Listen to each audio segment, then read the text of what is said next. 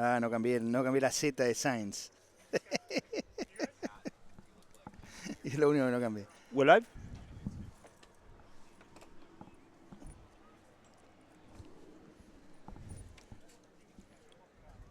Buenas noches.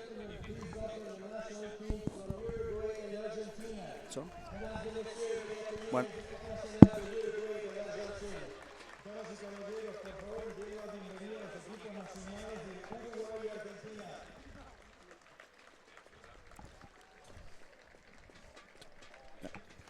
Buenas noches, desde acá de Langford, BC, British Columbia, en una muy linda noche. Estamos acá para ver el partido de los Jaguars, Argentina Jaguars contra Uruguay. Mi nombre es Ángel Cividanes, voy a estar relatando el partido desde acá, desde el estadio. Al lado mío está Frankie de Jess, muy conocido columnista de la International Rugby World, Total Rugby. Vamos a escuchar los himnos.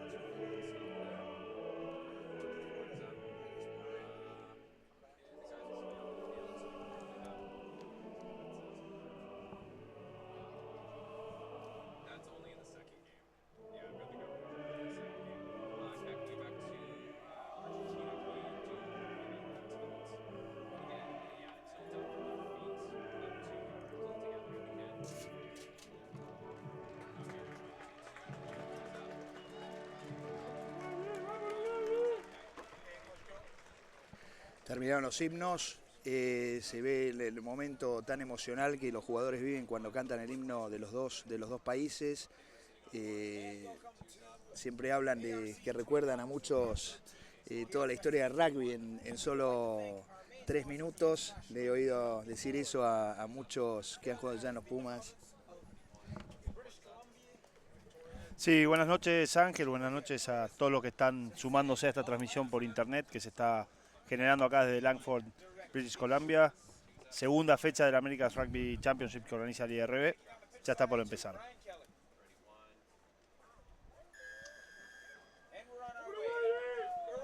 Patea la apertura Silva, buscando el lado izquierdo de la cancha.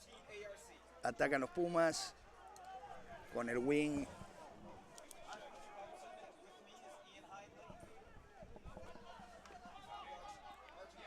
Siguen atacando los Jaguares ahora por el medio de la cancha con los forwards. Abren hacia el lado izquierdo, buscan el pie, tratando de ganar terreno. Fullback Mieres con solvencia patea la pelota. Los Pumas ahora contraatacan.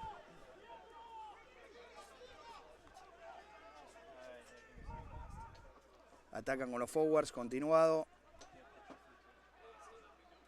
Control de pelota en los racks. Buscan el pie con el fullback.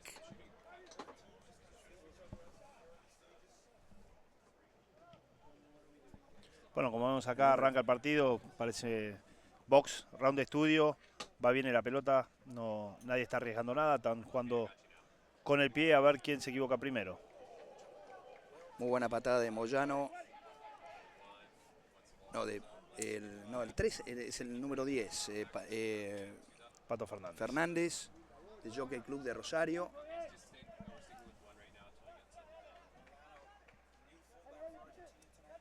Fullback busca dentro de la 22 para patear.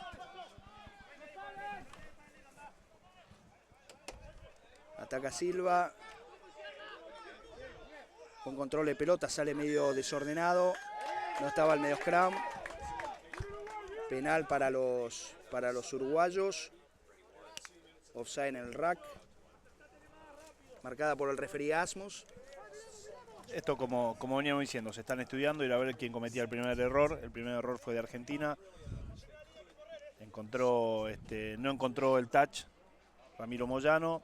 Después la pelota queda libre, pero había un jugador en offside. Así que 0-0 van a tener los uruguayos la primera oportunidad de sumar puntos en esta nuevamente segunda fecha del Americas Rugby Championship que organiza el International Rugby Board. La distancia es un largo kick el que va a tener que patear el apertura Silva. Sobre el lado derecho, el ángulo quizás no es el mejor. Sobre todo para un jugador que patea con la derecha. Sí, hay que tener en cuenta que la cancha no es de las más grandes, de hecho de ancho es bastante angosta. Y estamos jugando sobre césped artificial. Se va por el lado izquierdo del palo izquierdo.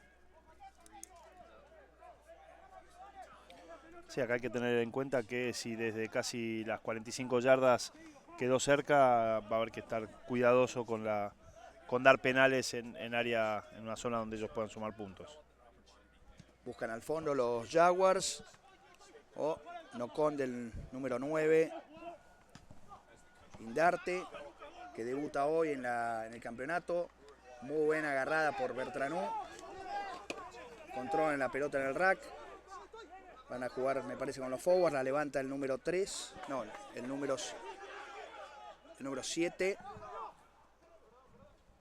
Fidel Lamy. Tercera línea de Banco Rugby Club de Cuyo, de la Unión de Cuyo. Juegan muy bien los uruguayos por el lado izquierdo después de obtener el turnover.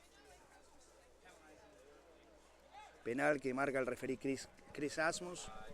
Offside en el rack, quizás fue una retención de pelota. No se ve bien la serie, vos que viste. Sí, las señales de que habían impedido la salida de la pelota. Mano en el rack. Quedó la duda acá de esta pelota que se le cayó al mediocampo Agustín Indarte si no había sido no con, pero la última palabra la tiene siempre el referí. Vamos a ver cómo funciona el line-out de Argentina, siempre es es un área complicada para los equipos argentinos. Creo que funcionó muy mal el partido pasado contra los Estados Unidos, realmente fue bastante impreciso, mucho movimiento y poca coordinación con los saltadores. Ahora buscan una pelota simple al segundo jugador, segundo saltador en el line out. Vuelven continuado con los forwards, creo que entró el wing del lado derecho, Facundo Barrea. Juegan ahora con el fullback Ramiro Moyano, control de pelota en el rack, vuelven a atacar. Ahora atacan con el número 8, Pasquini, jugador de la Tablada de Córdoba. Buscan a los forwards nuevamente, tratan de atacar a varios metros de las formaciones, pero siguen con el continuado. Número 11, Tuculet.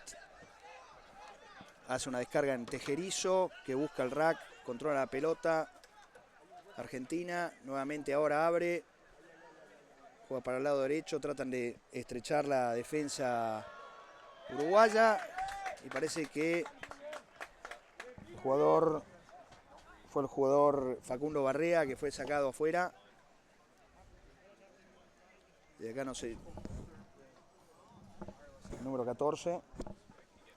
Sí, bueno, por lo menos esta vez los Pumas trataron de generar continuidad y después, una vez que creyeron que ya estaban los espacios, buscar hacia afuera. Arrancó primero con una pequeña media luna y después la defensa uruguaya obviamente cerró el camino, pero un buen ataque del equipo de los Jaguares. Creo que juntaron muy buenas marcas con los forwards, ahora atacan nuevamente con el... Creo que era uno de los forwards que no estaba dentro del line out. Controlan la pelota en el rack nuevamente, el 10 juega con el 7. Creo que es Lamy. Tocó la pelota ahí. Ahora Fernández en la apertura trata de buscar el hueco en la defensa. Atacan con el 12 nuevamente, con Capielo. Avanzan metros con los forwards. Mal control de la pelota, pierde una gran oportunidad Argentina. Hay un knock-on, el referí marca knock-on, es el primer knock-on. Vamos a ver, sí, vamos a ver el primer scrum del partido. Habíamos hablado del line out, bueno, todo arrancó de una pelota robada, así que eso está bueno.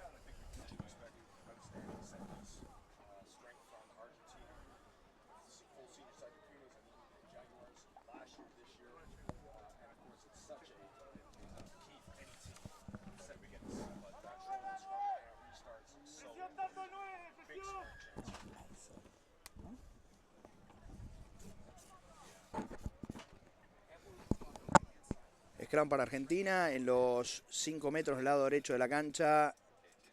Veremos, es una gran batalla, dos equipos que realmente le dan mucha importancia al scrum como parte de la estructura de juego que realizan, tanto para ataque como para en defensa. Hay un penal que marca el referí Asmos.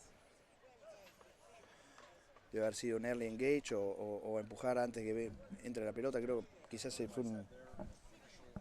Se ve la repetición. Sí, igual hay que tener en cuenta que las nuevas reglas o el nuevo sistema de entrada al scrum todavía es algo a lo que se están acostumbrados tanto los uruguayos, los argentinos como el referí. Así que si bien apunta esta nueva regla o este nuevo código de ingreso al scrum a mejorar los problemas habituales en esa formación, nuevamente, este torneo que es 100% desarrollo para estos jugadores, como también lo es para los referíes, están acostumbrándose, acomodándose a esta formación que, si no bien es nueva, tiene esos nuevos condimentos. Sí, se ha buscado la estabilidad del scrum y la seguridad de los jugadores, tratar de que no hayan tantas lesiones con el choque. Patea la apertura, convierte adentro de las H's. Argentina pone 3 puntos en el scoreboard. Los Jaguares 3. Uruguay 0. Penal convertido por la apertura Fernández, del jockey de Rosario. ¿Qué me podés decir de Fernández? Creo que me habías hecho unos comentarios antes del partido. Sí, es uno de los jugadores jóvenes que más prometen. Este año jugó en los Pumitas menores de 20. Le queda un año más para jugar en esta categoría y bueno, este tipo de partidos le vienen muy bien para empezar a afianzarse, a cobrar, a tener más experiencia y nuevamente a demostrar todo lo que de él se espera. De la salida de mitad de cancha, Uruguay pateó el fondo, el Win Isaac la recibió con solvencia y pateó ganando 2 metros, poniendo la pelota en la mitad de la cancha. Ahora es un line out para Uruguay. Vamos a ver la defensa del line out de los Jaguars.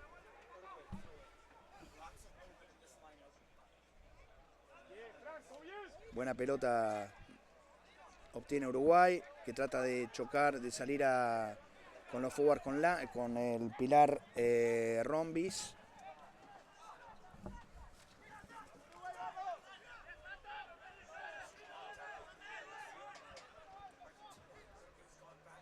Ataca Uruguay. Trata de ganar algunos metros. Argentina está muy bien plantada en defensa. Ahí vemos tackle muy abajo del jugador. Creo que es Jambi. No se ve bien el número. Vuelve a taclear. Muy buena la estructura defensiva de Argentina. Pero el referí ve un penal en el rack. No sale la situación de ataque el jugador, así que termina esto en penal. No obstante esto, lo habías marcado vos, la verdad que la defensa argentina es asfixiante, así que ha sido una clave de los equipos argentinos en los últimos años. Esto sigue siendo así. Si uno pudiera ver acá la imagen del entorno de este estadio, el Westhills Stadium en la ciudad de Langford, a media hora de Victoria, la verdad que está cayendo el sol, se está cayendo atrás de unas montañas con árboles. Estamos la verdad que en un lugar soñado, por ponerlo de alguna manera, pero es lo que nos trajo, es el rugby, así que 2 grandes partidos. Y el clima nos está ayudando porque para esta época del año realmente es muy malo. Así que tenemos suerte acá de ver este partido con sol en un anochecer. Va a tirar la pelota Ávalo. Elige el primer jugador en el line, pero la pelota no es... Marca gol el referí. No respetaron los 5 metros. No respetaron la distancia entre las 2 líneas.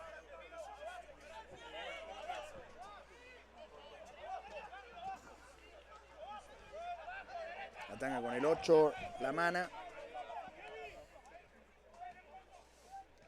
Buscan la penetración por el centro Uruguay, pero es detenido por una férrea defensa argentina, que es realmente asfixiante. Le sacan los espacios a los jugadores uruguayos. Vemos ahí que retroceden, ya han retrocedido unos 8 o 10 metros desde que empezó el ataque desde el line out. Realmente no pueden avanzar. Y vas a ver que en líneas habituales, en líneas generales, siempre va a haber 2 tacleadores por cada portador de pelota, lo que dificulta no solo el avance del jugador, sino también la pérdida de contacto y la salida de la pelota. Número 1, Echeverría. Controla la pelota sale rápido, ahora juegan con Silva, tratan de jugar con el 14. Martínez. Controlan la pelota en el rack nuevamente los uruguayos, tackle muy fuerte, tackle sobre el medio scrum, que pierde el control de la pelota. Los uruguayos logran mantener el control, pero van para atrás. Si vemos desde dónde arrancaron los uruguayos, un line out, ya están 30 metros atrás de la defensa argentina realmente. Y la pelota la recuperó Argentina. Muy buena defensa. Igual vamos a ver también que Uruguay defiende con mucho coraje, defiende también con bastante orden, lo que va a hacer que 2 equipos defensivos acá van a tratar de buscar distintas ventajas. Pero, nuevamente, lo que sucede cuando estás defendiendo todo el tiempo, o en este caso Uruguay, que no pudo avanzar y terminó 25 o 30 yardas atrás, es que perdieron la paciencia y en la primera situación de contacto, en la segunda situación de contacto, el tacleador no se separó de la situación de tackle y entonces termina en penal que Patricio Fernández patea el touch. Y toma una buena ventaja poniendo el line out en las 22 metros dentro del campo uruguayo. Sí, a los 15 minutos la verdad que el triunfo parcial de los Jaguares 3-0 no marca superioridad ni realmente es pura justicia. La verdad que no ha habido grandes diferencias entre los dos equipos. Pelota al fondo que va por arriba, no la logran obtener. Ahora Uruguay contraataca, corto con los forwards.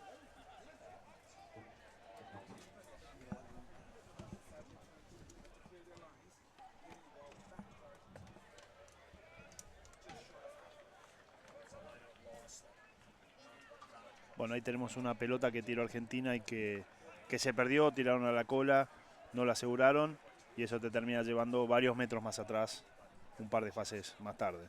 O sea, el line out de Argentina trata todavía de... No logra la real estructura que deben tener. Ahí conectan nuevamente con el último saltador en el line out, muy bien. Patean por arriba. Pelota a la punta ahí. El que la juega es Tuculet, que fue seguramente el mejor jugador de los dos partidos en la primera ronda. No sé si estás de acuerdo.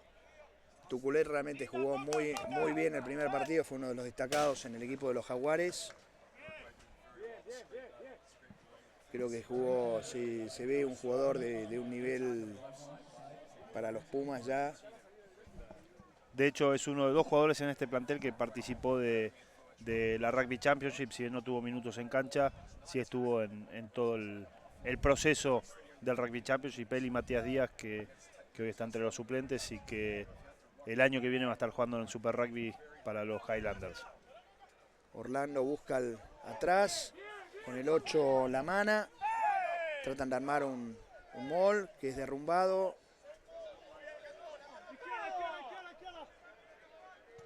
Ahora patea al cajón, por arriba, el medio scrum.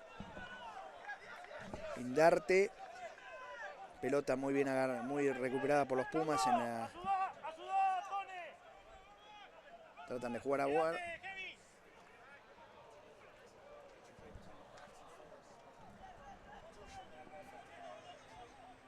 Medio scrum a ver la pelota, Hernández. Fernández es el 7. El 7 de gran actividad, Lamy, de Banco Rugby Club de Cuyo. Realmente nunca lo había visto jugar a este jugador, 1,89 m, 103 kilos. El jugador Lamy realmente de una gran actividad.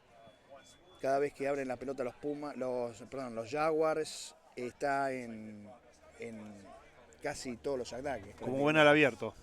Buena al abierto. Bien realmente encima del juego. Realmente me ha impresionado mucho.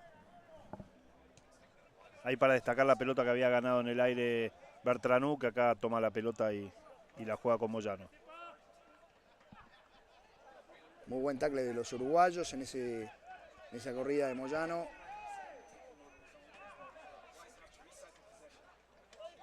Tejerizo que va al contacto, trata de control de pelota. Ahora Fernández busca el agujero entre la defensa uruguaya. Constante ataque de los Jaguars con el 6, Chapesoni. Bueno, ahí combinaron Tuculet y Chapesoni, que el viernes pasado también habían tenido una jugada entre ellos que había terminado en el try de Chapesoni. Y Chapesoni jugó de 7 el partido pasado y me pareció realmente que jugó muy bien. Fue uno para mí, de los destacados. Sí. Acá se está viendo que tiene mucha actividad el número 9, está llegando a todas y está tratando de darle velocidad y ritmo al partido. Sí, creo que el juego de Bertranú es muy dinámico, muy buena distribución de pelota. Bertranú, hijo de Miguel Bertranú, el ex Puma de los fines de los 80s y principios de los 90s. Número 8 o 6. Tercera línea.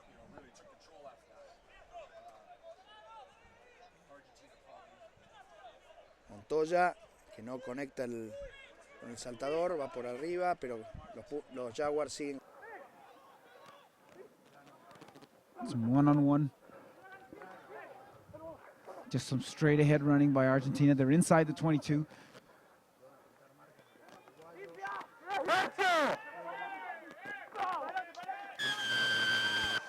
And I think that was just inevitable, that build up there from Argentina. Tackler not releasing. Again, watching the Argentinian runners in midfield, especially their forwards, not prepared just to dip their shoulder and smash into the defender. Good footwork, hard to get a direct shot at them, and always therefore able to slip the ball away to support players and keep the attack moving.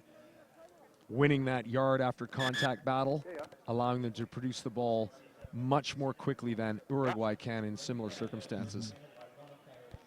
What I've noticed so far is the Argentina, although they are moving the ball from side to side, their attack seems to be fairly flat after first phase. So it's necessitating the ball carrier to do that footwork and find the seams in the defense, because his support is so shallow. He's definitely got to go forward if they're going to win the subsequent rucks. Well, I think too that the quality attack, you've got to be up flat in the face of the defense. Otherwise it's too easy for them to push out and gang up numbers on the eventual ball runner. Anyway, second shot at goal here for fly half Patricio Fernandez. He hit the first one beautifully to give the Jaguars a 3-0 lead, and a good chance to make it 6.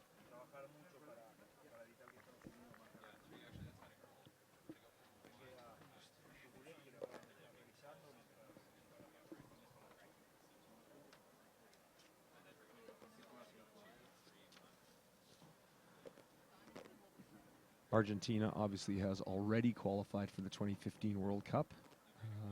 Automatic qualifier from a couple of years ago in New Zealand. And in actually quite an attractive pool along with New Zealand and Tonga, as Fernandez splits the uprights and makes the score 6-0. Well, good for him. He's obviously playing for a position. He was on the bench in their first match versus USA. So now he's got his opportunity for a start, and he's really putting his hand up to say, I want to be involved in that final match against Canada. Well, I think that for all 4 teams, that virtually every player will get a start in the first 2 matches, and then they'll make the picks for the final games on Saturday the 19th. And Uruguay in possession at their own 40. And to me, really, despite the low return, this is what they really have to do, is keep possession. Every time they kick the ball away, it's just a few phases before Argentina's brought it right back down the field. Well, I think too that with Uruguay is that they were similarly for the first quarter on the back foot against Canada, couldn't get much go forward, couldn't get much play together, and then all of a sudden things just turned, and all of a sudden they got some quicker ball, some front foot ball, and really put some nice play together. After the kick. We'll see if that'll definitely come true tonight. No, didn't find touch. Inside, Argentina kicking for the sideline, and they found it. And the quick throw-in is gone. So good enterprise by Uruguay. Again, I think this is what they have to do, which is keep possession of the ball and keep asking questions to the defense. They've got numbers on the left if they use them.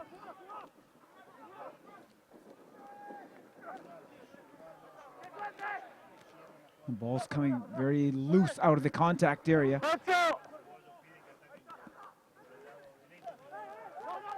And Argentina, their captain, Tukale, you'll see him on the left wing come into your picture. He's actually limping quite badly. No, not bad enough to pick that up, but he's not long for the field, I don't think. As Argentina now in possession.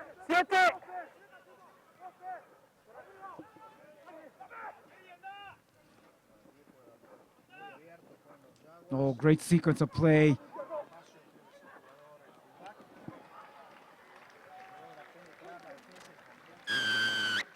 That That was a fullback, Moyano.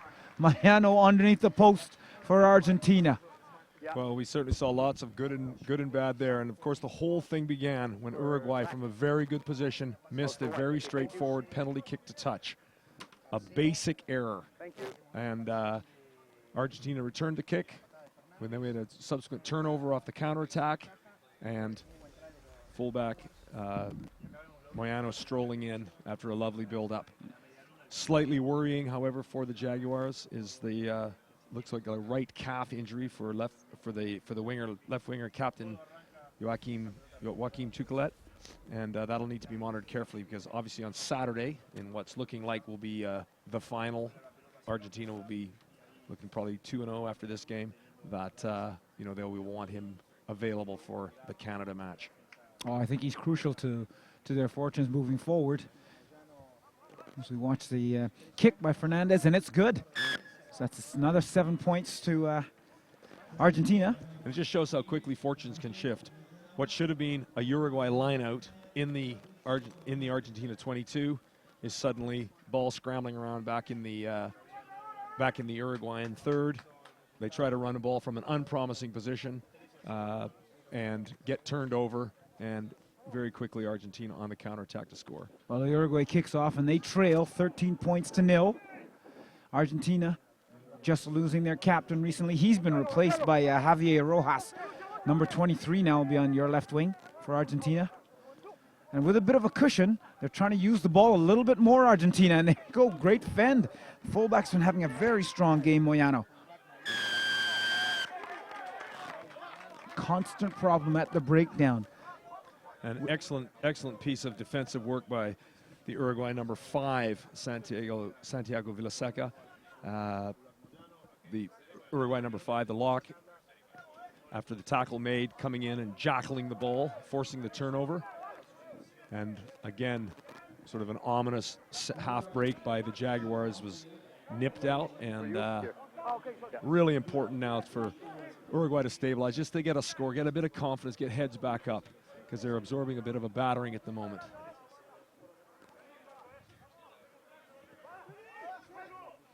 Well, here's that movement in the lineout, and it's caught well.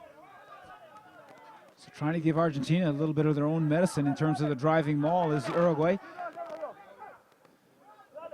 And as the ball is split away by Echeverria, unfortunately loses the ball in contact just as they enter the 22. So those tiny errors that have been a hallmark of the game so far for Uruguay creeping in again. Well, Uruguay did some excellent driving work on Friday night against Canada, and that was another good example there. Got the initial shunt on, sheared off as a group, and as Argentina desperately tried to scramble back to cover the base, the ball's lost forward. Crouch. Bind. Set. Yes, 9. Ooh, very even. Lots of parity in that scrum until that second shove comes on from the Argentinians. And the ball is loose. Oh, and a charge down kick. Now you see the referee said it was 22 meters. So what he's saying, with the charge down, it was the Uruguayan's player who's put the ball over the goal line. That's why it's not a 5-meter scrum to Uruguay. Yeah, the Argentinian kicker was in goal, but the ball cleared the goal line before being blocked back into in goal, and then touchdown there for the 22. One of those little tiny bounces can go either way. Well, quick and decisive call by referee Asmus, so well done to him. And I think you're right in Uruguay starting to kind of feel their oats a little bit more, using the ball and feeling a lot stronger. And having said that, the pass goes loose, and then Argentina swarming on that loose pass. Use it! I think the viewers can watch that just at virtually every tackle situation. Argentina has one tackler, one player in competing, and the other 13 players on their feet, and so it's almost an unbreakable defensive wall. Oh, Fernandez, lovely step, and a great offload to his outside center, Orlando. Ooh, very good interplay. Results in a try for Moyano once again. And again, we've got, the difference there is that the Argentinian players are passing before contact, or they're able to slip the ball out of contact before a ruck forms. Yeah. And then he came up. And got players running through into holes, into broken space, and then once they're in behind the defense, it's almost impossible for Uruguay to get a stop. And wow, 20-0 after this convert that's coming up, with still 9 minutes to go in the first half. And it'll be interesting to see if Argentina are able to, completely step on the gas for the whole 80 minutes, or will they back off? But there's good footwork, good offload, pass before contact as we look at the replay. 2-on-1, back inside, perfectly delivered, good support lines. Try time. It is so pretty to watch as we just missed the conversion attempt, which is successful from Fernandez. And I think you can just tell, Uruguay, invested an enormous amount of energy in the game against Canada on Friday. And, the significant size difference, weight, power that Argentina hold in this game is really starting to make itself evident. Yes, they're big, powerful men, this Argentinian side. And they keep shifting the ball around, making you work in every tackle and every contact area. And here they go again, running the ball out of their 22. And watch how quickly this ball and cleanly this ball is recycled. And they're off again. That's just fantastic play from the Argentinians. Quick recycled ball. Unfortunately, a knock on. That's a small error. That's been a feature in the Uruguayan game that's now creeped into the Argentinian side. But just in the build-up to the break, to the line break there, just the Argentinian ball carrier, just a little bit of footwork, just to freeze the defender, and then played his teammate into the hole. Very short pass, and Uruguay, admittedly looking, falling off some tackles at the moment. Anyway, if they can just Crouch. Bind. Set. Yes, 9. Free kick for feeding the ball. So Argentina quickly away. Oh, and a great cover tackle by the Uruguayan scrum half Indarte.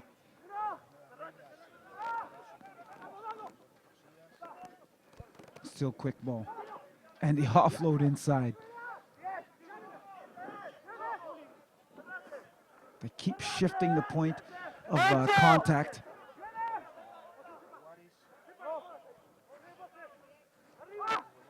Ball a little bit slow that time.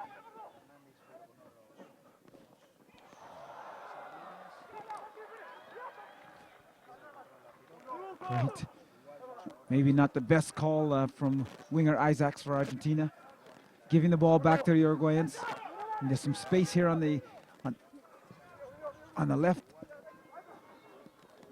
Well, that's the third or fourth little nudge through by Argentina that hasn't worked.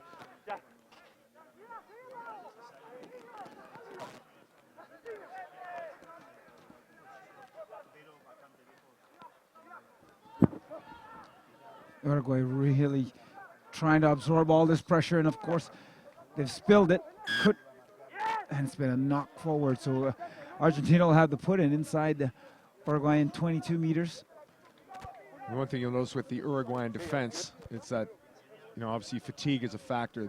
They've lost a lot of their line speed from the start of the game, and they're up much more slowly than Argentina and drifting out, and so they're easy to attack in terms of, big, strong runners. There's no direct hits from the defensive line. It's a lot of the tackles are very much from the side. Argentina wins the ball in contact situation. Ball's in two hands. Players running off for the offload. Hard to cover.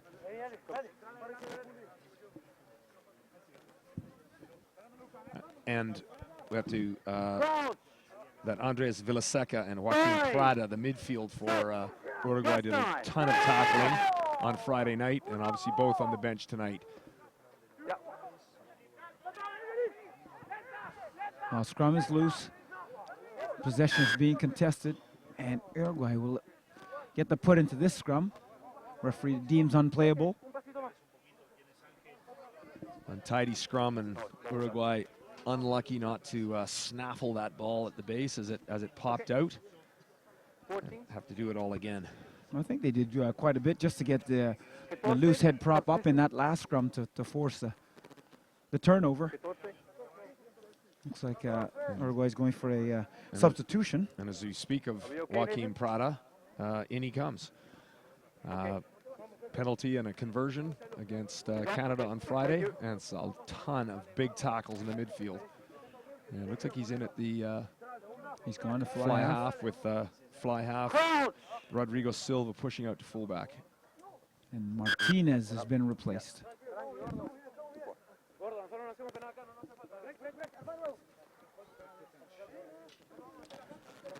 So again, just more difficulties for Uruguay as they have to reshuffle their back line as they face a dangerous attacking scrum for Argentina. And they'll really want to get to halftime without conceding any further points. Yes, 9. Once again, the Uruguayan scrum standing up well, forcing the Argentinians to pick up early. Well, that's tremendous work, just tremendous work by the Uruguayan scrum. They were unlucky not to turn over the last scrum, and then to get that one was a huge bonus. Very, very well done. It's very much big brother versus little brother here in terms of these two countries, in terms of population and history, especially on the international stage. Argentina, of course, involved in rugby championships alongside South Africa, New Zealand, and Australia, and Uruguay just making their way as a powerhouse force in South America and building. Oh, great movement.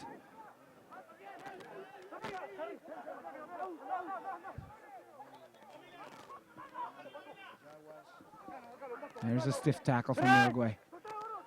We just need to keep an eye on the Uruguayan line speed. They just have to get in and deny the Jaguars space. A little better job there. Definitely some energy in their defensive alignment, and as you mentioned, Ian, some good line speed and communication shut down those three Argentinian attacks. Yeah.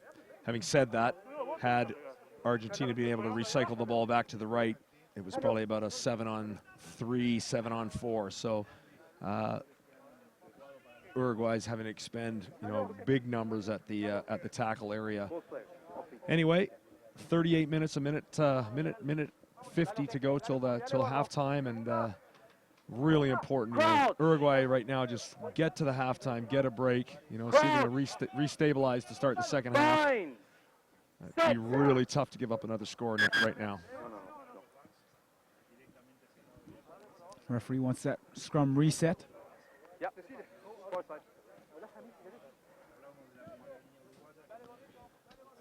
Absolutely beautiful night for rugby here in Langford. Clear, cool, no wind, perfect surface. Crouch. Bind. Set.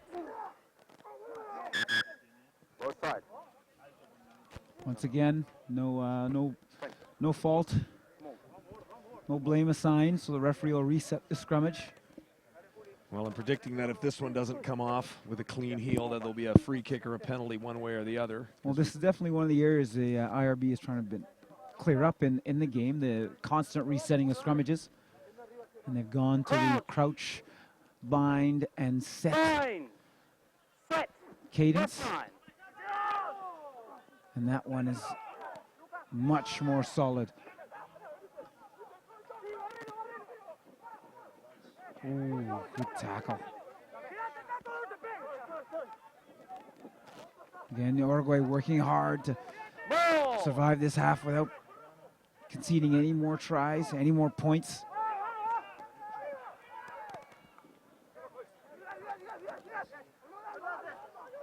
Use it.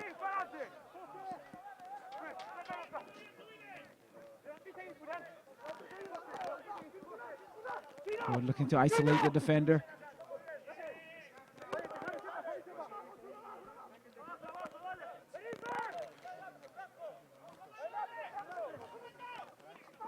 Ooh. superb tackle by Agustina Alonso.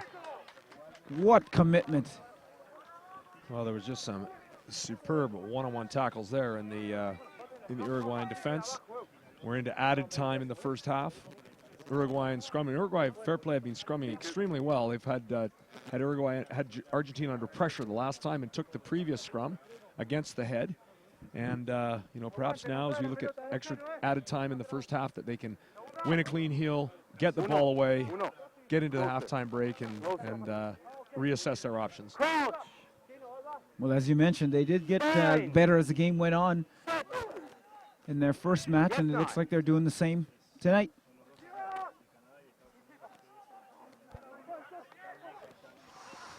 Pass is a bit loose. Fortunately, now they've just put themselves under huge pressure. Looks as though they've secured possession, and they'll be looking to clear their lines and maybe just get out of this half.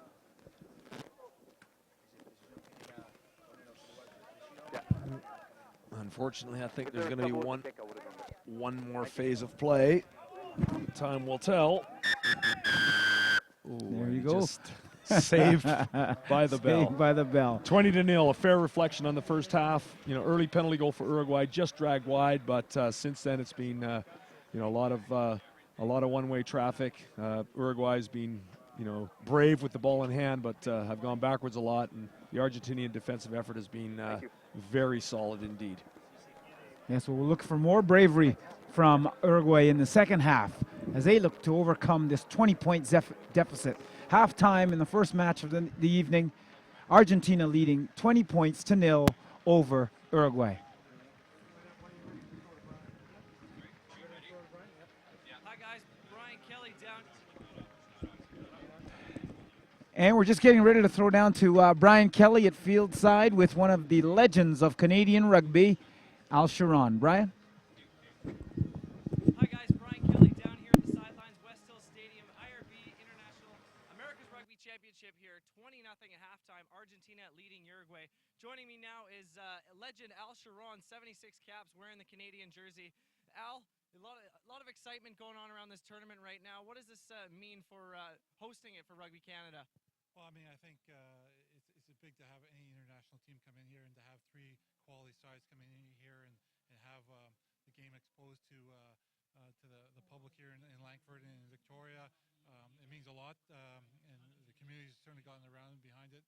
It's fantastic. The way Langford's done it here is fantastic for us, and obviously it's a great opportunity for us as a country to get more international competition for our players, a lot of our domestic players. So it grows the game here, but it gives us a lot more experience for big games down the road as well. You wore the Canadian jersey in 4 World Cups, captaining them in 1. Tell us a little bit about your role now with Rugby Canada.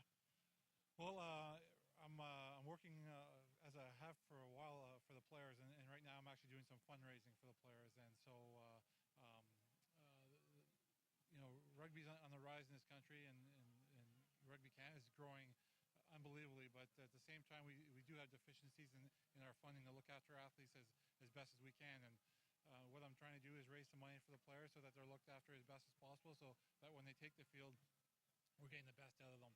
And it's difficult in this day and age to raise money, but there's a lot of great people that have come on board, and I'm very encouraged by the people that have fronted up and looking to boost our players, because we have some great players, both men and women, and they need the support from the Canadian public. And so far, there's a great momentum going right now, and hopefully it'll continue. Well, thank you very much, Al. There's nobody better to be doing that job. Thanks very much. Thank you very much, Brian.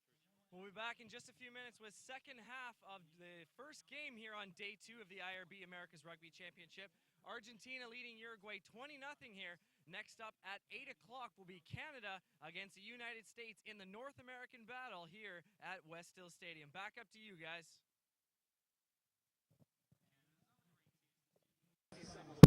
Thanks, Brian. That was fantastic to see and hear Al Sharon, one of the legends of Canadian rugby, here to support the troops in any way he can. Once again, we'd like to thank our tournament sponsors, the International Rugby Board, the City of Victoria, the City of Langford, Canadian Direct Insurance and the province of British Columbia. We're at halftime here. Argentina leads with a score of 20-0 over Uruguay.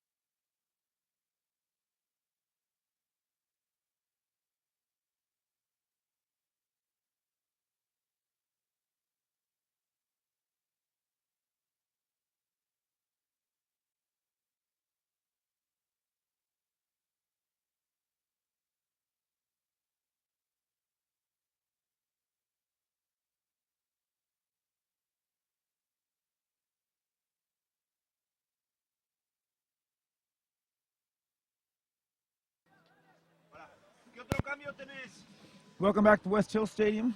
Coming up, second half of ARC Day 2. Match between Argentina Jaguars and Uruguay. Argentina currently leads with a score of 20-0. And to be honest, they've been dominant in the first half of play. But as we saw on the first day of the ARC Championship, Uruguay is a bit of a second half team, wouldn't you say, Ian? Can you hear me? Well, absolutely, Spencer. We've given it the big brother, little brother theme, and right now Big Brother's doing the pounding.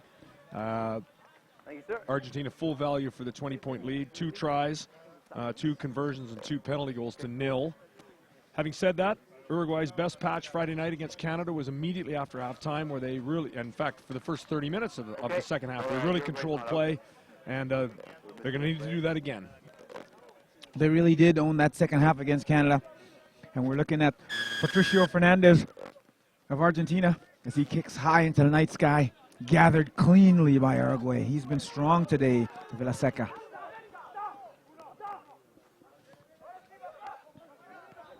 That's the new scrum half. Alejo Duran for Uruguay. He's come into the second half. Played just in front of us, fiercely contested at the breakdown. And that's some strong tackling by Uruguay.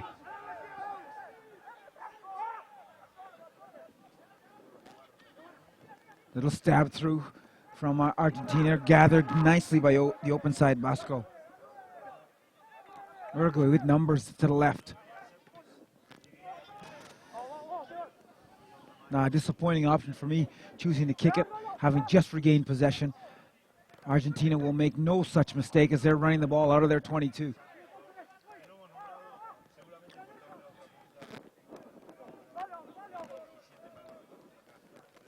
Gathered cleanly by Uruguay. Play is right on halfway and now over. That was good. Uruguay winning the kick exchange there.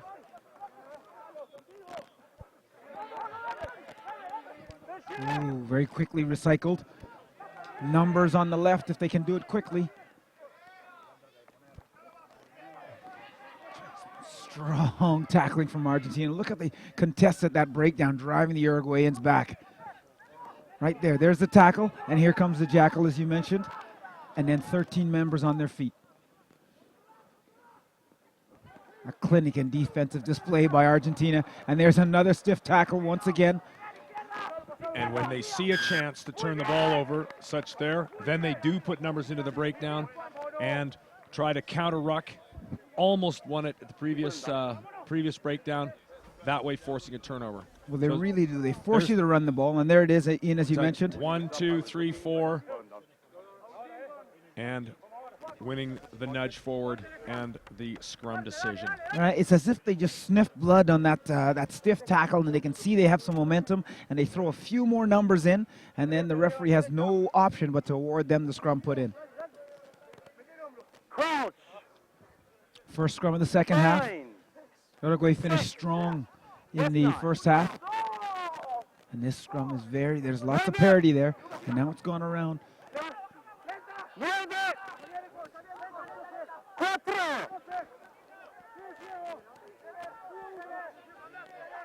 It's very good scrum work by Uruguay, putting pressure.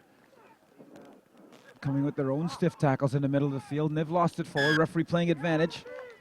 This is becoming a slight area of concern for Argentina. That's the last 3 or 4 scrums have been a little bit wobbly, and Uruguay's putting some good pressure on.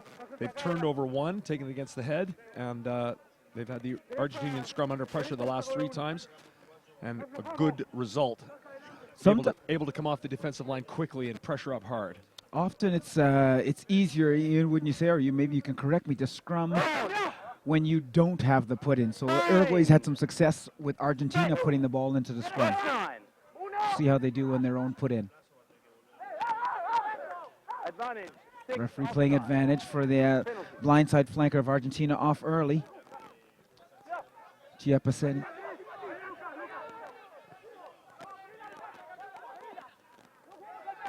Still playing offside advantage, referee.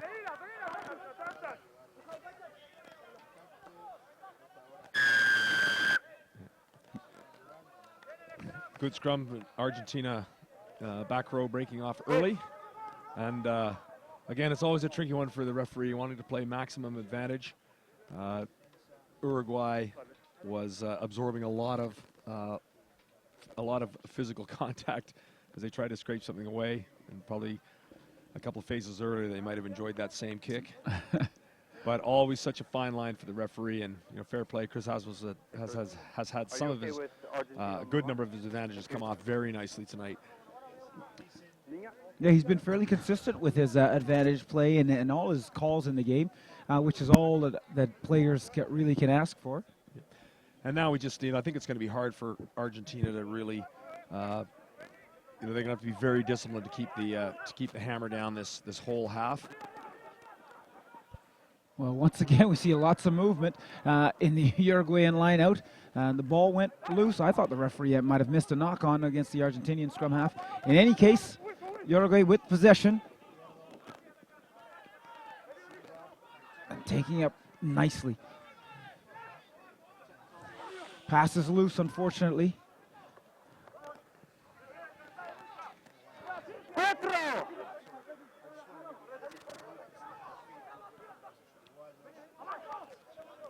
Uruguay really has to concentrate on these basics if they want to put any pressure on the Argentinians. They've opted to kick possession away once again, but at least they've given them some height so they can challenge in the air for the ball. And they've been able to regain possession, so good work by the Uruguayans. If they have to kick, at least give themselves a chance to win possession once again. That's a tight head Rhombus, who's taking it for Rambling Rhombus. And now they can string these passes together. Oh, unfortunately gone forward. Well, clean. If he just took his eye off the ball for a second to have a look at the defense coming up and spilled it forward. Yeah, tremendous little charge up there from Juan Rhombus, the Uruguayan tight head prop number 3. Really getting some good go forward. And as a result, quick ball. And unfortunately, the pass spilled. Well, it's so important for players at any level, but particularly this level, to concentrate on job number 1. And the first thing is catch before you pass. So keep your eyes on the ball. You're going to get hit regardless, especially if the timing is there by the defender. So the best thing you can do for your team is make sure you secure possession. Watch for the push and then wheel from Argentina, going up on the loose head side as they have previously. There they go. Yep, there's a loose head up. Referee says play on, no. And Argentina, oh, that's lovely handling. Oh, the chip is fantastic from the right winger. Isaac, gathered inside the 22 by Uruguay.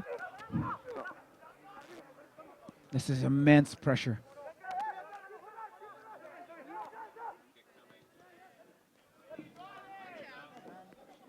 Kick is good. The quick throw-in is taken by Argentina.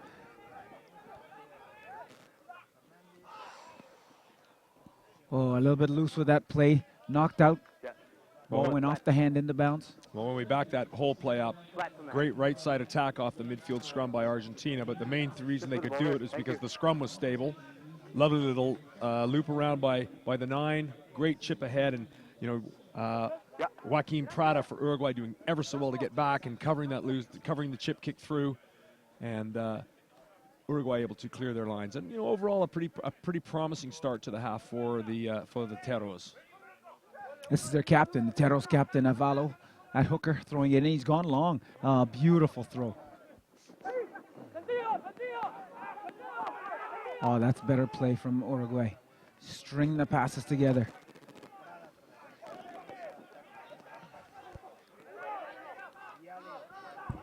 Very committed defense from the Argentinians. Again, some strong tackling in the middle of the field. That player did very well to hold on to the ball, and that's good penetrating run. And the offload attempt is lost forward, unfortunately.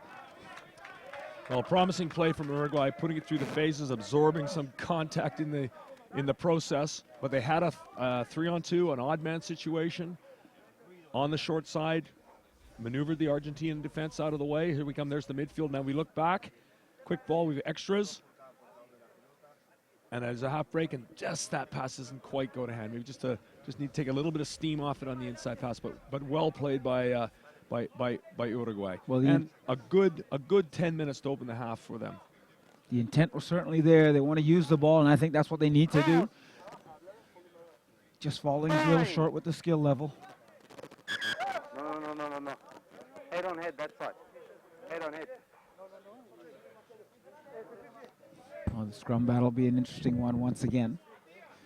Just keeping an eye on the Uruguayans have been very impressed so far tonight with the blind side. Number 6, Augustine Alonso, has been all over the field, put some big tackles in, tidied up some scrappy ball. Yes, 9. I've been impressed with this loose head here on this side of the scrum. Echeverria, that's him putting all the pressure on, forcing Argentina to squirt that ball out of bounds. Great scrum work.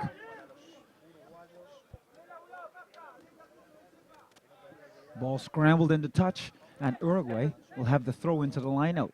All result of the strong scrum work. Yeah, well, terrific work by Loosehead Echeverria. And again, see what Uruguay can do here in the lineout. They've gone to the back quite successfully. Halfback stepping in as a lifter, very nicely done. There's the lineout drive going. A bit of the sheer away. That's good. They're starting to suck some of the Argentinian defense in. Advantage. Referee playing advantage. Seen some offside play. Oh, and that's good use of the advantage. That pass needed to go. Oh, and the advantage has been called over, and Uruguay has stepped out of bounds. We'll have a line out over there.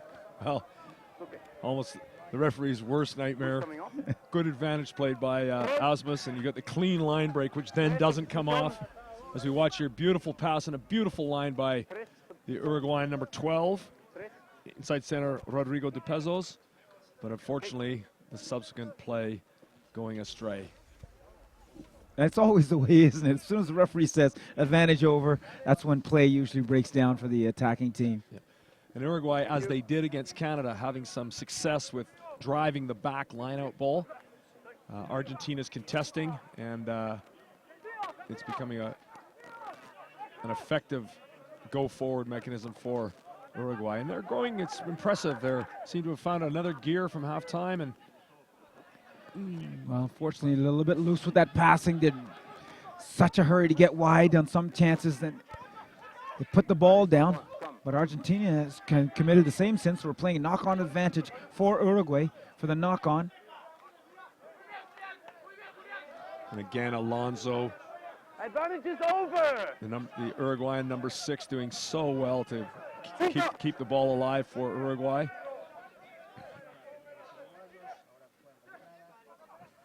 Deep lines are run by Uruguay, so they're trying to get over that advantage line they have. So now if they can get this ball out quickly and come back to this left side, there are opportunities here. Use it. Ball slightly slowed down, all legally. Some confusion. There's our man so far, the blind side Alonso.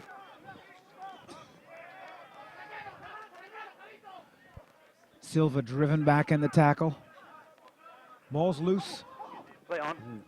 Ref says play on. Well, tremendous bit of vision by Prado, just didn't quite chip through. Moyano at fullback takes a sensible option and kicks for touch.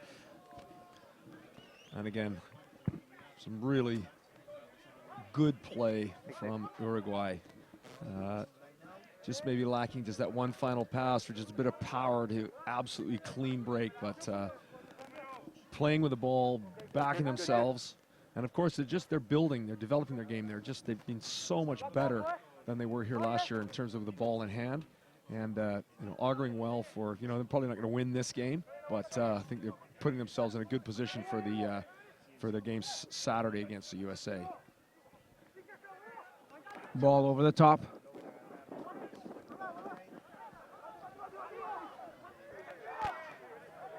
Alonso working hard for his national team there, and then it's number 8 flip back into Lamana. Rambis taking it up, tight head prop.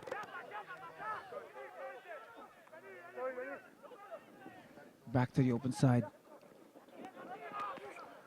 And we'll remember Friday that the USA actually had some good success in the second half against Argentina as Argentina fanned out defensively. The U.S. Eagles went to a pick-and-go game, driving close around the fringes and made some headway. Maybe that's something that, even though they're undersized, maybe something Uruguay could consider. Well, I think it would definitely be Plan B for them, but you're right, Ian. You've got to test the defense, and I think certainly as the U.S. showed in the first day of competition that was the way to test the Argentinian defense, was the pick-and-go play up the middle. So that flying defense in the middle of the Argentinian back line. Not rolling away, though. Not rolling away at the contact area. Well, it's interesting that in some ways this game and its flow is very much a replica of the game last year between the two teams as we look at the breakdown. And strong tackle, but again, not rolling away, coming in from the side there. Number 10, fly half, Patricio Fernandez, where last year Argentina in control against Uruguay, but then sort of just went off the boil and couldn't finish things off in the second half. And again, we're seeing a bit the same. The set piece for Argentina's got a bit haywire. They've lost some scrums and lost a key lineout. And as a result, Uruguay has come into the game a little. Be great to see them score here. Well, in possession, a bit loose, but still they've got it off the top. Tight head, Ron Bessels has the ball. Blind side's been open up. They're going open with the pick and go. Much more resolute defense by Argentina, and they've gone over the top of this one.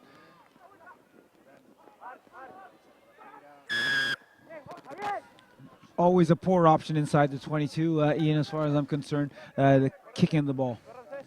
Yeah, in the defense of Duran, the number 9, not a very good ball from the ruck. He was under a lot of pressure, but certainly the ball well marked by Argentina, but nonetheless, another counterattack chance here for Uruguay.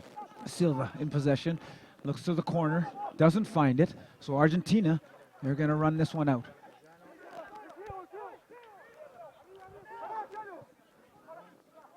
With both second rows combining in the middle of the field and breaking the tackle. Now look for the offload out of this tackle. There it is. Argentina really have been masters of keeping the ball alive.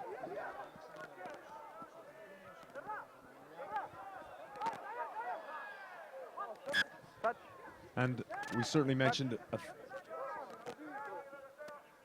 theme on Friday night when Uruguay played the USA, that as we look at the replay and the ball away and a nice, good strong running by the Argentina locks. They combine nicely. And just the offload out of the tackles. I mean, it's pretty to watch, isn't it? They just keep that ball alive. Well, they've, in the last, internationally in the World Cups, they've got a deserved reputation for outstanding defensive play. Certainly the new theme is that, the coaching staff, and with Graham Henry, the New Zealand coach who's been in as an advisor, with the rugby, telling the players, back yourself in attack the way you back yourself in defense. That's the next step up if they wish to close the gap with the top 3 or 4 teams in the world.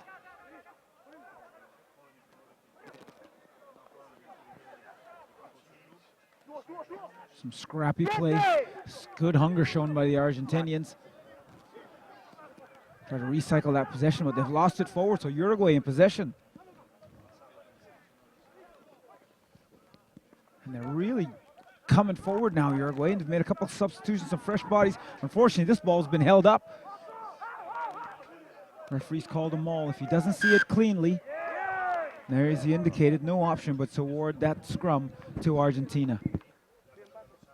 And it's just that the number of times that Uruguay can free the ball from the tackle area quickly before the defense can realign. Those opportunities few and far between. And again, it's a combination of good technique by Argentina, but also just, their bigger size and power of a good big man having the advantage over the good little man. Yes, I've been the good little man in that equation several times, so I know how that works out. A good big one always beats a good little one. But again, it's, you know, that's been 25 minutes that there's been no score either way, and really, certainly in this half, you know, Uruguay has given as even better than it's received. They've controlled territory, they've controlled possession, and you know, sometimes they've just been, you know, it's been one pass, you know, one more support player away from breaking through, and they've done really well in the set piece.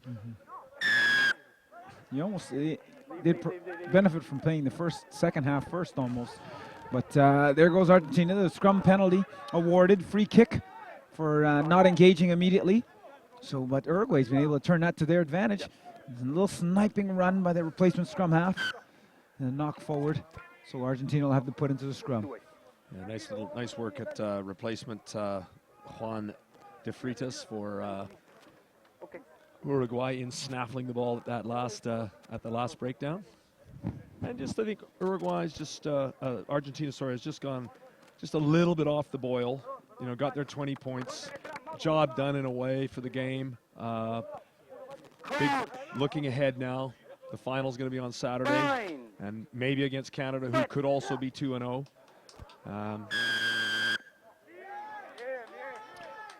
Free kick against Argentina on that last one. Early engagement. So here's that man, Alonso. Jeez, he's not a big man, but he certainly takes the fight to the opposition every time he has the ball. Oh, guilty of looking up too early, so he's playing knock-on advantage. And Argentina running away with the ball. Alemano in the middle of the field. So here's their first visit to the Uruguayan 22 this whole half. Let's see if they come away with any points. Looking for width. Oh, that's a neat little inside flick from the Argentinian scrum half. Great tackle by de Freitas.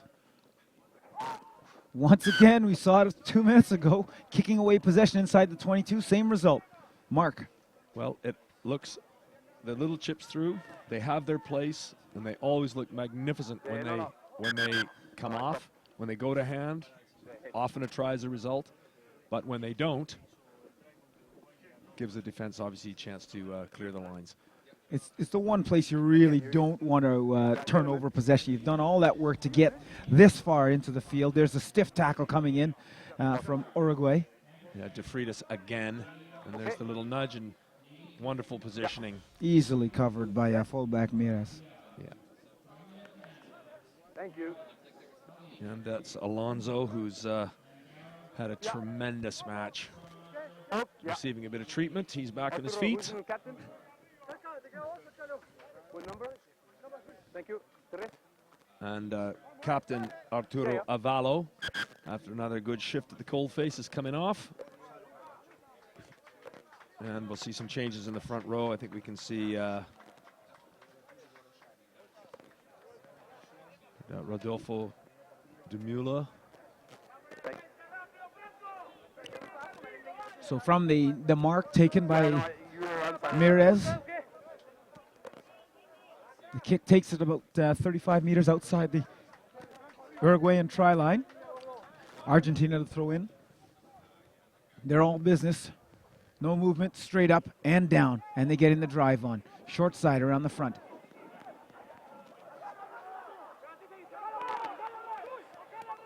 Quick possession. Just a pick and go. They're inside now. Now some width. Very wide on the right-hand side here, the winger. Alonso again in the middle of that Uruguayan defense. Stiff tackles. Very good defense by Uruguay. Lots of members on their feet, and that's lovely. Well timed by the defender. Use it. It's almost a different team, this Uruguayan side in the second half. Look how they're coming forward. Stiff tackles every time. Well, like I said, the third one in about 5 minutes by de Freitas. But there's an opportunity out here wide.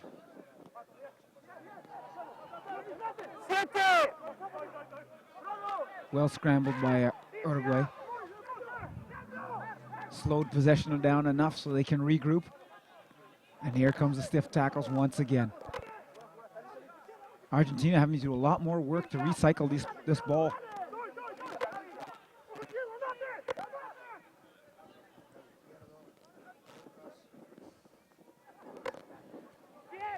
Just one slip tackle.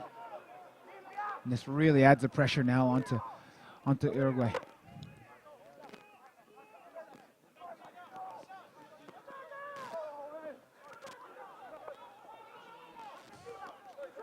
Player bowled out of the way. Man's on his feet. Referee, good work. Very good work on defense there by Uruguay. Very patient and disciplined defense. Bodies bouncing in and out of the contact area, but waiting for that opportunity to jackal the ball and then winning the penalty for his team. As we watch, there's the run. Again, wonderful tackle to Freitas again. That's right here. And their number 17, the replacement prop, Rodolfo de Mula, who's a starting loosehead on Friday night in the game against Canada. On his feet, over top of the ball, and clear penalty. Great defense by Uruguay. Very good, very good. To have that discipline, not to crack, and to wait for that opportunity where that ball carrier is isolated, and to go in as Demula did, was a real testament to this Uruguayan side in the second half. Thank you.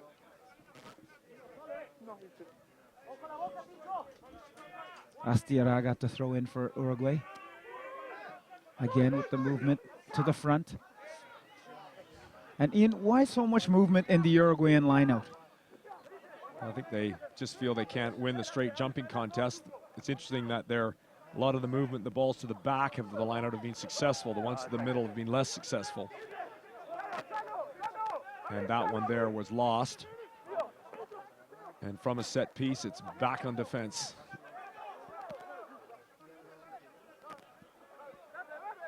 Well, Uruguay tested once again. Let's see if they can answer these tests. He's got a player down in the middle of the field, Del Pazo. Some loose play, gets them some go forward. Now Rumbis, loose, the tight head prop coming in, trying to smother the attack. Argentina having to work hard. Use it.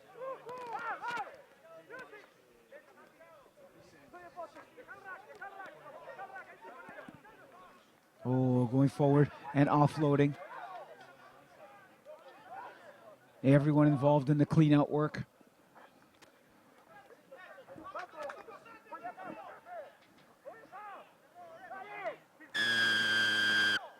Oh, again, good work. Well done, Uruguay.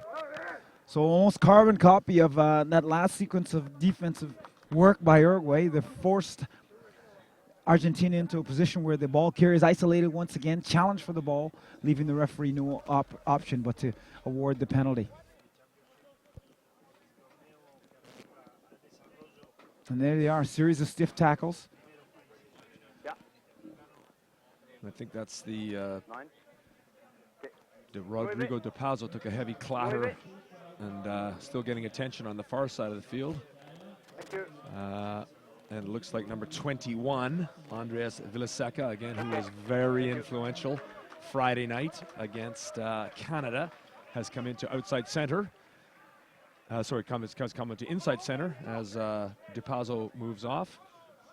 Tremendous defensive work again by Uruguay. Great pride. Oh, line out regathered. Scrum half just losing the sight of the ball there for a second.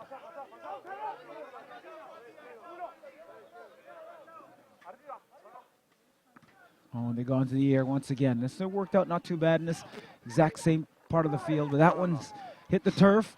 The bounce is very good for Uruguay. So Argentina still out under pressure, but wiggling out. Good tackle by the tight head Romies.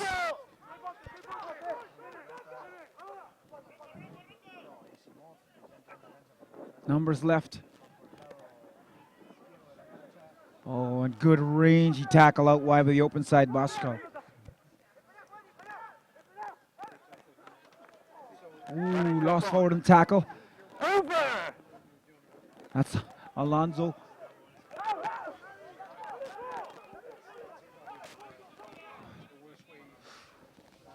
Oh, will they stay in bounds?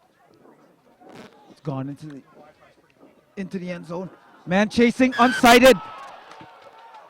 Oh, what a chase. Well, that was exciting because that ball, the Argentinian player covering, let it run through to the dead ball line. It just got to the back of the in goal, which means the ball comes all the way back for a scrum. But he took a real chance, and the chasing number 10 almost in for the score. If that ball had been in play, it would have been a try. Well, as I say, Had Uruguay, had the Argentinian fullback picked the ball up and touched it down, it would have been a 22 dropout. Now Argentina get the scrum from where the ball was kicked. As tight head Juan Rambis, who's had a tremendous game tonight, getting attention in the middle of the field. well, what a chase from Silva. I mean, you know, they say every kick is only as good as the chase. But I tell you, that was just great attitude and grit, never to give up on the ball by Silva. Certainly was. And we've got just, we have to just give full credit to the Uruguay. I mean, Argentina's just lost its edge slightly and just not as accurate as they need to be, but wow. And it looks like Rambis is going to come off the tight head. He's had a tremendous match, and number 18, replacement front row Francisco Jimenez is in. But Argentina have not been able to improve on their 20-0 halftime lead.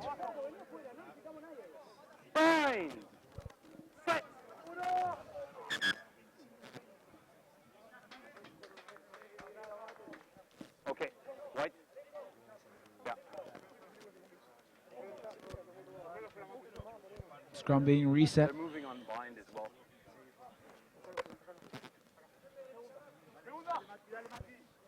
Crouch. Fine. Set. This time.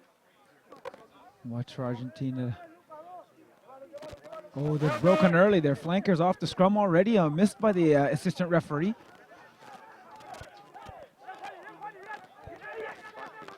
No. So all that foraging there by the Uruguayans has just slowed possession down a little bit. And their cover defense has been very strong as well. Yeah, good drift defense there by Uruguay, outnumbered but pushed across. Short side is open here for Argentina. Numbers. Good scrambling defense.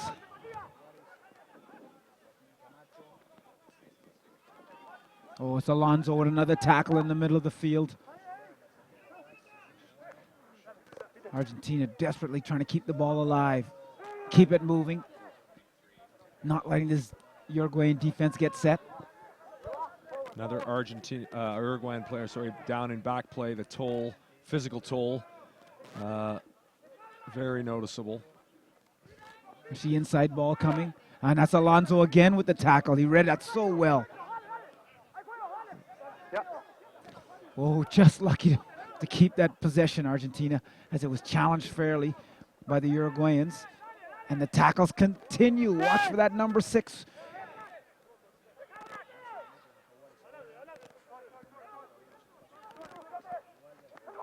Oh, and the defense is breached. Very difficult to recover from that. And I must say there was a little bit of sense of inevitability about that. Uruguay having kept their line clean for over half an hour. Finally the line break, and with Argentina in behind the defense. As we look at the build up here, the pass, the step, and there's the missed tackle, and through, and a good step, good backing up, pass before contact, good support lines, and the fly half. Well, it is, Ian, as you said, it did have a bit of an air of inevitability, but you do have to take your hats off to this Uruguayan side. As you mentioned, 33 minutes to hold Argentina scoreless and to have many scoring chances themselves, I think really is a testament to their grit to come out in that second half and just to put it all on the line. I'm been very impressed by how they've look tonight. Yeah, I have to agree. And you know, at halftime, I would have thought you know, 5 points in 35 minutes. There's no way they were holding Argentina to just that. And again, it augurs well because for Uruguay, the big game in this competition is on Saturday against the USA. It's not the full test sides for both countries, but it's a psychological marker for the April 2014 World Cup home-and-home qualifiers. And I tell you what, from what I've seen at this tournament so far, knowing they've got 8 professional players in Europe to come back to the team, it will not be a foregone conclusion that the USA is going to advance as Americas too. Opening game is in Montevideo in April, and it'll be no place for the faint of heart that night. Well, Fernandez is successful with the conversion of his own try. So that takes Argentina to a score of 27-0 over Uruguay. And here's the chip over the top once again. The bounce is kind this time, but the regather is not. So a knock forward, and Uruguay will have the put into the scrum just inside the Argentinian half. Several attempts at this short kicks over the top or the stab through by Argentina, pardon me. None of them really going to hand. Although that one was very close. That almost came to hand, and there was a player on the inside for the offload. Let's see if we can get a consolation try for a score of some sort for Uruguay. That would be well-deserved. Oh, well-deserved indeed. There's the first part, over the gain line.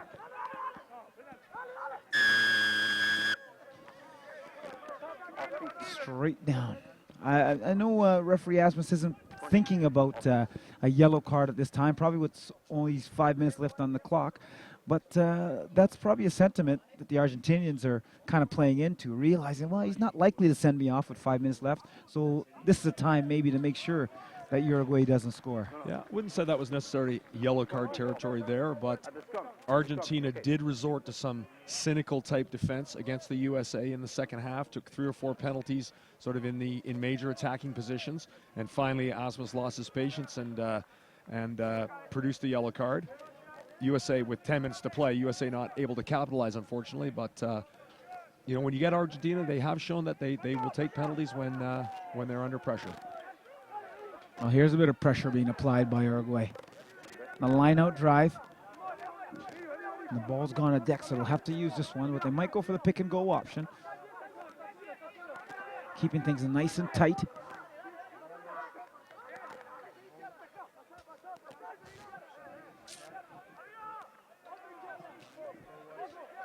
Uruguay just taking that straight ahead route, trying to get on the board. And again, this is where the Eagles had some success Friday night against Argentina. In tight. Forced to add some width onto the ball, and they've lost possession. And Argentina responding by running it out of their own 22. Spread right across the field.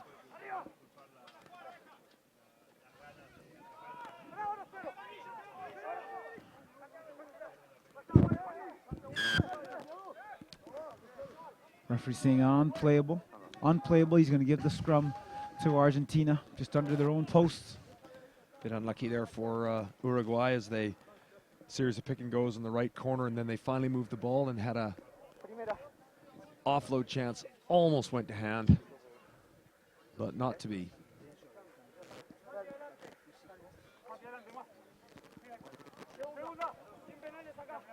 Crouch. Fine. Set. What's your call? Does Argentina clear their lines and come out of the game unscathed with any further injuries? Yeah, I think that they just play this last couple of minutes out. It's a job done, I guess. You know, in one sense, they'd probably be a bit surprised given their early control that as it stands now, there would be no bonus point. So that might be something that they're thinking about. They need a 4th try to secure the bonus point. But they know that they're 2-0 and into the final Saturday. You know, that's obviously been the goal all along. And, you know, with the game that's following tonight, Canada-USA, the North American Derby, Canada with a win has a chance to go to 2-0 as well and set up the grandstand final in round 3.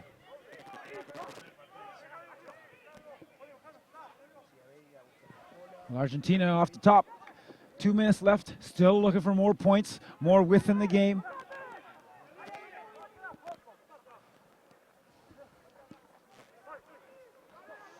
It was Alonso again in that breakdown, making life tough for the Argentinians. And there's still time for Argentina. It's just under a minute left in the 80-minute clock, but one more try for the bonus point. They just keep their composure, keep putting the phases together. Well, they certainly seem to have a little bit more bite in their step now. I think they heard you, Ian, that they're chasing that bonus point. Clock's running, but the numbers are there. They're going with the inside ball, and you offload. Quick flip out the back. That was fantastic. Good play by Argentina. Ball's gone forward, though, in that breakdown, so Uruguay come away with it. Well, just a super piece of skill by the replacement back, Sebastian Poet. Wow, just out the, slipped it away one-handed. Beautiful sleight of hand. As we just look at the build-up here, keep an eye on number 22. And there it is right there, just out of the back of the left hand. Lovely ball. Oh, wonderful skill. And just knowing your teammate will be there to run onto the ball as well. And again, just banging away at the theme of Argentina's ability to play out of the contact situation before the tackle turns into a ruck. That's where the line breaks happen, certainly against big physical and well-organized defenses. Well, Ian, I got to put the pressure on you again right now. I'm looking for a man of the match, in your opinion. Take a look down your team sheet. Oh, I've got it in my mind. It's for Uruguay, no question. Number 6, the flanker.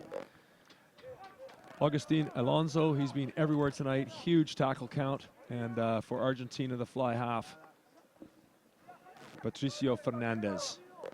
So far, a try, 2 penalties, and 3 conversions for a personal haul of 17 points. Well, I couldn't agree with you more. Both those players really acquitting themselves here. And I think, Alonso and Fernandez both be looking at tournament 15s. Should that be awarded? Oh, and there's the blitz defense that wasn't picked up. Almost intercept try. Referee's playing a knock-on advantage for Uruguay. It might be a penalty advantage. It might be an offside advantage. Advantage is over. It's over, so I'm guessing it was a knock-on advantage. And Uruguay still looking to...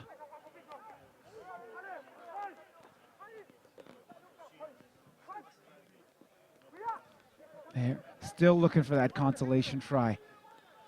Well, it would be a great shame if they fired off an interception and gave up the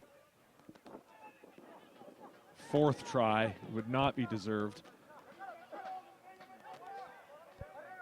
And in added time, it could be oh, there, Ian, you said it. Knock-on advantage. And here goes Argentina for that bonus point try. And it's scored. Argentina, 4 tries in the match. Gifted that last one. It's okay. It's okay. Well, I'm sure that's going to be the final whistle. So it's going to be almost certainly backing Fernandez to convert this try. 34-0 in 4 tries. That's tough on as we look at the breakdown. There's the turnover, and good footwork in the spin. Just manages to get the ball down, and the despairing tackle of Rodolfo de Mula. And so Argentina will be taking another bonus point win away from the competition. Again, not conceding a try. So certainly some pluses. Lost their way a little bit in the second half, but certainly showing themselves to be the dominant team in the competition so far.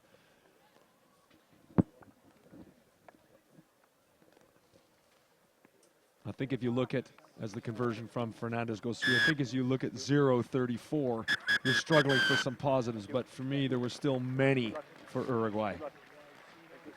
Yeah, well, I couldn't agree with you more. Argentina, the class side of the competition so far, a commanding victory, 34 points to 0 over Uruguay. Mind you, as you mentioned, it took them 33 minutes to get going in the second half to get any points on the board. But they certainly show that they're here, and they want to repeat, three-peat. They're looking for the Kit Kat even, 4-time champions of the ARC competition. the Argentinian Jaguars are shooting for that as their goal this year, 2013. And we're going to take you down to the sideline shortly. Well, not right now. We're going to hold tight here and maybe try to get a hold of the captains of Argentina and possibly Uruguay. And obviously, Spence, one thing that we will have to look at is, you know, the one concern for Argentina is to see their tour captain, That's right, Joaquin Tuculet, playing on the left wing tonight, but limping off at about the 20-minute mark. Yeah, with fairly early. What looked like a strained right calf. You know, will that respond to treatment? Will he be available for Saturday's finale? Well, we're just going to have a word, I believe. This is with the Argentinian representative. We'll be meeting our own Brian Kelly on the sideline. So we'll take you down there now.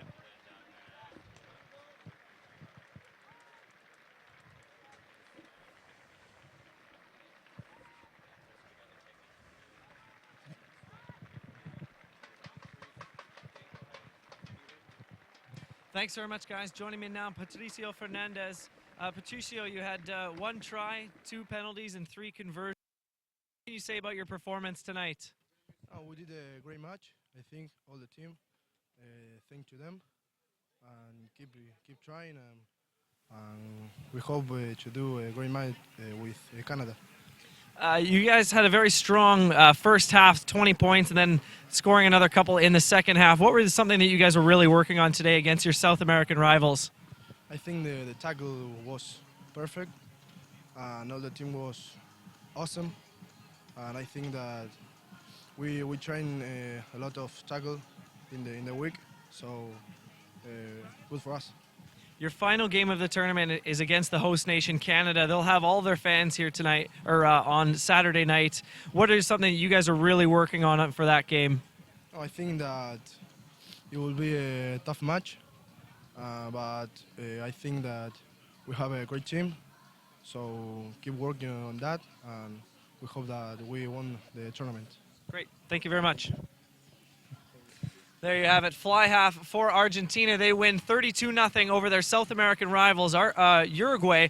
And coming up in just a few minutes will be Canada and the United States, North American rivals here on day 2 of the IRB Americas Rugby Championship.